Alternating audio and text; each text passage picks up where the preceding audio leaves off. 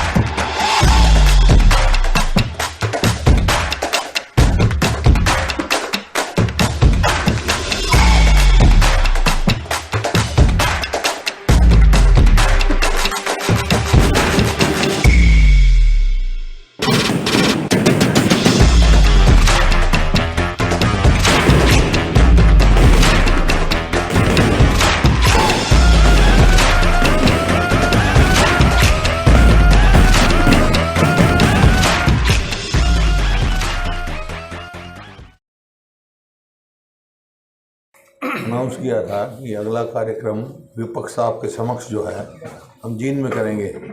14 तारीख की बात हुई थी, इन सभी साथियों से बात हुई, उस दिन साया बहुत तगड़ा है, तो 14 की बजाय 18 को करेंगे जी।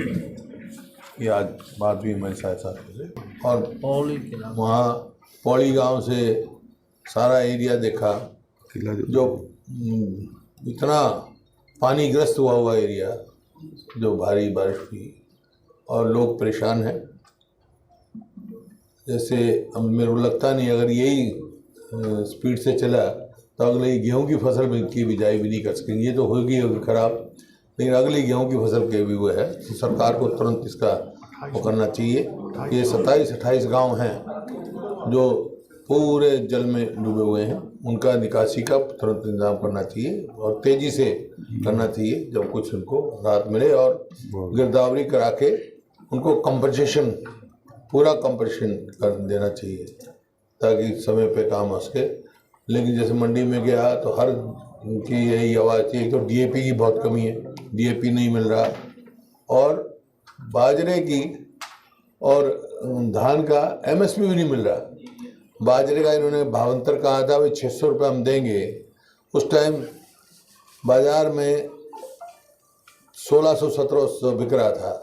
आज बाजरा 1200 भी नहीं है, 1100 भी नहीं है, और इसका मतलब 2250 एमएसपी है, तो किसान को नहीं मिल रहा है। इसी प्रकार से धान का भी मॉइस्चर के उससे और उसके करके उसको सस्ता बेचना पड़ रहा है, और ये ना लिफ्टिंग हो रही है। तो यहाँ बहुत सारे, पूरे हरियाणा की स्थिति बता रहा हूँ, तो एमएसपी धान में भी नहीं मिल रही।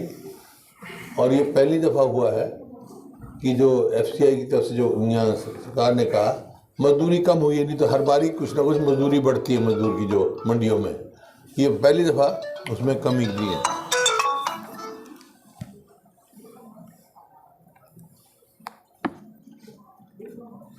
तो सवाल पूछे बताऊंगा, लेकिन जो कल वहाँ टीकरी बॉर्डर पे एक ट्रक के नीचे कुछ महिलाएं, 3 महिलाएं थी, तो कई महिलाएं, कई कुछ को चोट लगी, उनको अच्छी तरह उसकी इन्वेस्टिगेशन होनी चाहिए और हरियाणा सरकार को भी कंपनसेशन देना चाहिए उनको।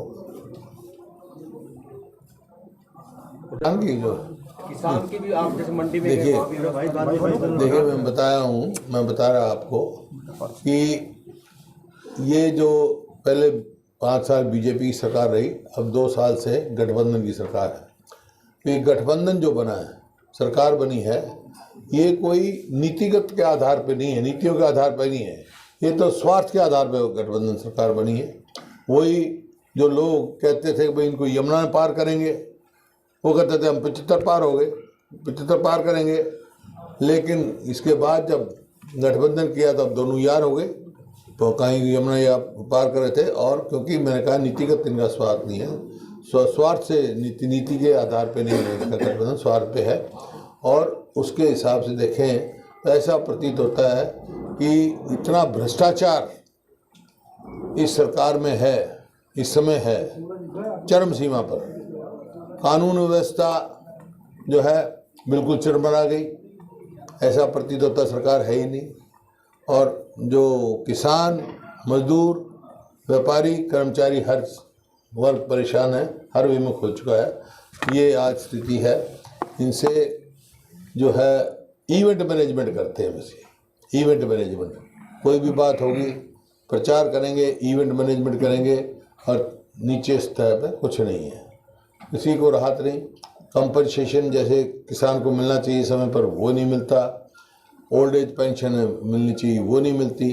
और जितना उनके मैनिफेस्टो आप दोनों के उठा के देखो, 19 के ही देखो, 14 के देख लो, तो एक भी ऐसा वो नहीं है वायदा जो इन्होंने पूरा किया हो, एक भी, नॉट इन सिंगल।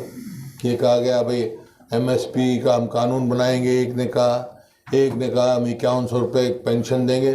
कोई भी आप उठा के देखो कि, और बेरोज़गारों को 6000 9000 हम देंगे, अंडर ग्रेजुएट को 6000 और ग्रेजुएशन को 9000 अलाउंस देंगे, अनएम्प्लॉयमेंट अलाउंस। तो कोई भी वायदा, चाहे किसान हो चाहे युवा हो, बल्कि जो स्थिति है आपके सामने, 2 दर्जन से ज़्यादा पेपर लीक हो चुके हैं। और हमने विधानसभा में भी उठाया, ये समझ में नहीं आ रहा मेरे को, भाई हमने CBI इंक्वायरी करें, क्यों सरकार संकोच करी, किसको बचाना चाहते हैं, ये बातें करते हैं। यहाँ तो इन्होंने करोड़पति लखी और करोड़ी बना दिए भाई। जो पेपर लीक कर रहा है वो करोड़ी हो गया, और जो पेपर करवा रहा है वो लखी हो गया। लेकिन प्रदेश के जो युवा हैं उनके भविष्य के साथ बड़ी भारी खिलवाड़ हो रही है। और ये मैंने कहा था भाई हाई लेवल कमेटी होनी चाहिए, पता करना चाहिए। लेकिन ये तो बात जो है विधानसभा में भी मुख्यमंत्री जी ने कहा था कि इसकी काम करेंगे। जो कोरोना पे उन्होंने कहा एक भी आदमी कोरोना में ऑक्सीजन की कमी से नहीं मरा। मैंने कहा था भाई ये बहुत सारे अखबारों में आई है, सबूत हैं, तो इसके लिए हाई लेवल कमेटी बनाओ। उन्होंने विधानसभा में कहा था भाई हम बनाएंगे इसकी हाई लेवल कमेटी, लेकिन अब तक वो कमेटी बनी नहीं।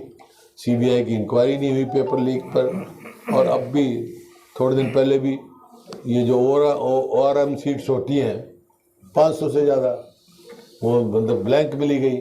क्या आप समझेंगे, मतलब नौकरियां तो इस सरकार में बिकी ऐसे जैसे परचून की दुकान पे परचून बिकता है।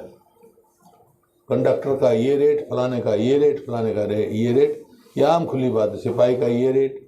ये तो इस प्रकार का भ्रष्टाचार से लिप्त सरकार है और युवाओं के भविष्य के साथ खिलवाड़ कर रही है। इतना सब कुछ होने के बाद भी हुड्डा साहब टिप्पणी करना चाहिए। देखिए, वो तो अपना अपना आंकलन है। मेरा आंकलन है ये जो सरकार है, मौजूदा सरकार, गठबंधन सरकार हरियाणा की, इससे ज़्यादा भ्रष्ट सरकार और इससे ज़्यादा नाकारा सरकार कभी हरियाणा में नहीं आई होगी और न आने आएगी, ना आपके लोग लाएंगे। देखिए, कांग्रेस पार्टी जीतेगी, बाकी फाइट तो जो दूसरे नंबर पे, तीसरे नंबर उनकी फाइट है। आपस में कौन रहेगा दूसरे नंबर पे, कौन तीसरे नंबर पे, तो सब फाइटिंग की बात आ गई। ये तो आप मीडिया जो है ना कुछ लिख दे, मैं तो नहीं कह सकता। ये कांग्रेस का कार्यक्रम है। कांग्रेस संसदीय जो हमारा दल है हरियाणा का, उसका फैसला उसके समक्ष किया है और ये हम करते रहेंगे। मीडिया को अपनी अपनी होती, मैं तो कुछ नहीं बोला, मैं तो जो बोल रहा हूँ वो लिख दूँ। जो का विपक्ष आप कार्यक्रम कर रहे हैं वो कांग्रेस के ही हम विधायक हैं। जींद में चौधरी रणबीर सिंह विश्वविद्यालय है, उसमें पिछले लगभग 1 साल से ना तो वाइस चांसलर है ना ही रजिस्ट्रार है।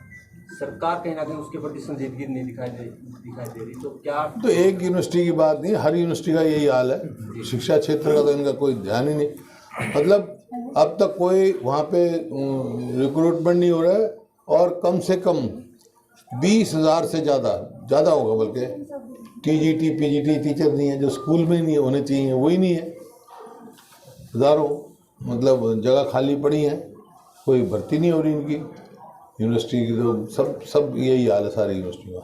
कोई शिक्षा में हरियाणा जो एजुकेशन सिटी हमने बनाई थी, जो प्रति व्यक्ति निवेश में 1 नंबर पे छोड़ा था हमने 2014 में, आज बहुत पिछड़ गया है।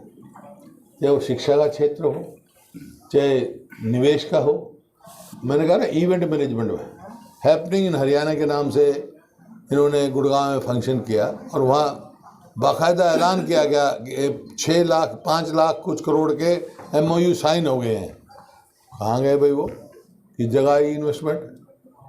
कोई जवाब नहीं, है ही नहीं इन्वेस्टमेंट। बल्कि बेरोजगारी में आप जो हरियाणा प्रति व्यक्ति आए और उस निवेश में आ गया था, बेरोजगारी में नंबर 1 है पूरे हरियाणा में।